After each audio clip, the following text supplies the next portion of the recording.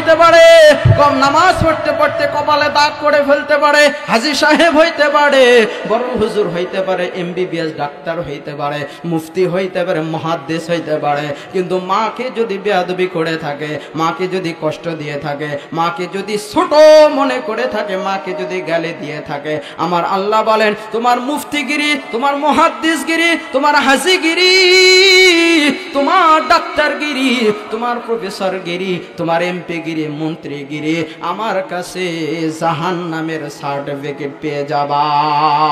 ঠিক কিনা বলেন? আরো জোরে বলেন ঠিক কিনা? লিল্লাহে তাকবীর, লিল্লাহে তাকবীর।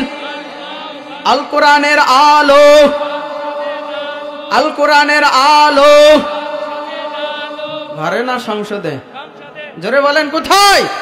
সংসদে জ্বললেই ঘরে ঘরে এমনিতেই জ্বলে যাবে। ঠিক কিনা বলেন? সংসদ থেকে আইন পাশ হবে আর আমাদের ঘরে ঘরে জ্বলে যাবে। ঠিক কিনা বলেন? আল্লাহ তাআলা আমাদের সকলকে তৌফিক দান করুন। সকলে বলি আমিন।